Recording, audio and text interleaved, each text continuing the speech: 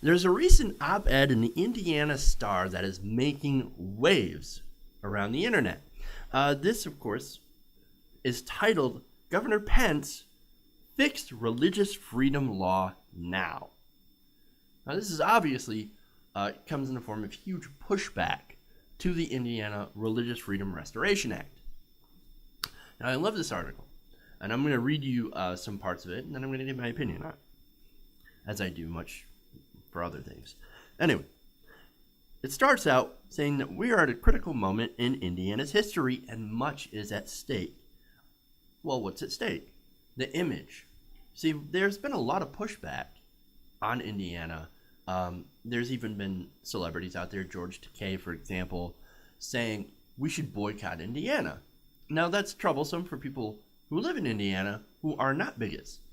The majority of Indiana, the majority of Hoosiers, are good people that don't believe in discrimination. I mean, in the huge protests against this law that have been happening since it was passed are proof of that. Now, it continues, our image, our reputation as a state that embraces people of diverse backgrounds and makes them feel welcome, and our efforts over many years to retool our economy to attract talented workers and thriving businesses, and to improve the quality of life for millions of Hoosiers. That's what's at stake. And the reason that it's at stake is this new law, the Religious Freedom Restoration Act. And no matter if its original intent already has done enormous harm to our state and potentially our economic future. Now let me stop there. It already has damaged their economic future. It's damaged their economic present. There are so many companies and corporations, even Walmart is jumping on the wagon and saying, hey, we're against discrimination. We're not going to take it. There's been companies that refuse to expand or have pulled out of Indiana because of this. These corporations, and by the way, the thing is that this law is expanded, right? Like, we already had something called the RFRA nationally, right, to protect people's religious freedom. I don't have a problem with protecting religious freedom. I think it's ridiculous because people's religious freedom, at least when it comes to Christianity, is not even challenged. It's not threatened at all. Okay? But the thing about this law that's different, and you won't hear this on Fox News, even though they'll allude to it, oh, it's, 19 states already have something like this. It's sort of the same. We've got something nationally on the federal level that's sort of the same. Well, the difference is, with this law, is that it expands this right to businesses. And they may say that it's really small. Oh, it's just this little thing, this little addition that expands it, just, whatever, hardly worth mentioning. But it's huge because a lot of states, some of the states that have this law, such as Indiana, don't have protections for LGBT, for the LGBT community. There are no protections against discrimination. This is the problem. In some of the states where they did pass the RFRA, and once again, you won't hear this on Fox News, the 19 states that they always allude to, they say, well, they passed something similar. Yeah, but they also have protections for LGBT folks, so that they don't get discriminated against when it comes to business and housing, etc. They basically made them a protected class. That's the problem with this, is that this can discriminate against people because LGBT people in Indiana are not a protected class. That is the problem. And that is the problem that Governor Pence and the others who passed this law are well aware of. Now, this op-ed continues. Governor Mike Pence and the General Assembly need to enact a state law to prohibit discrimination in employment, housing, education, and public accommodations on the basis of a person's sexual orientation or gender identity. Those protections and the RFRA can coexist. They do elsewhere, as I mentioned before.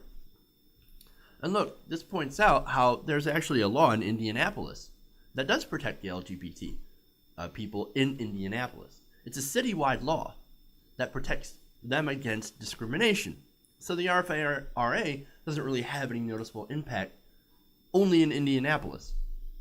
But statewide, discrimination is still the law of the land. And that's problematic. Now, it points out, importantly, a passage of a state's human rights law would send a clear message that Indiana will not tolerate discrimination. It is crucial for that message to be communicated widely. Why not simply repeal the RFRA? First, it appears to be politically unacceptable for the governor and many Republican lawmakers. Yeah, they want to be seen as standing up for religious freedom. Now, I'm all for religious freedom. I'm all for freedom of religion, and I'm all for freedom from religion. Religion shouldn't dictate someone's life, especially someone who doesn't believe in that same religion, or if that religion can be used to harm someone else. That's all that we're pushing for. That's all that we're asking for. But of course, if they were to repeal it, they would come under criticism from probably other Republicans saying, you don't believe in religious freedom. Why do you hate freedom?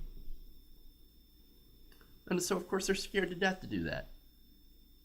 There's another reason. Second, there are Hoosiers who support RFRA out of a genuine desire to protect religious freedom. To safeguard that essential freedom, 19 states and the federal government have adopted RFRA laws, largely without controversy.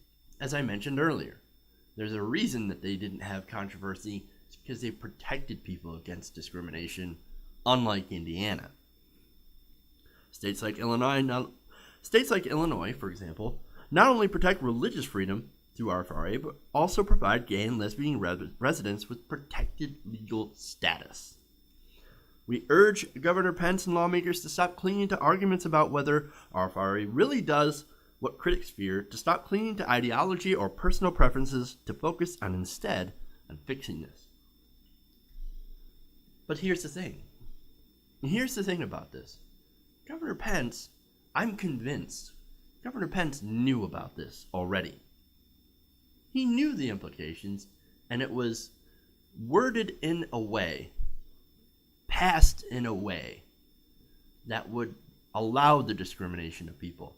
Look, he can't stand by and feign ignorance, okay? This is definitely by design. This law is meant to discriminate by design, or else it would have added legal protections for Indiana's LGBT community. But it didn't, by design. And besides, once this was brought up, Governor Pence doubled down.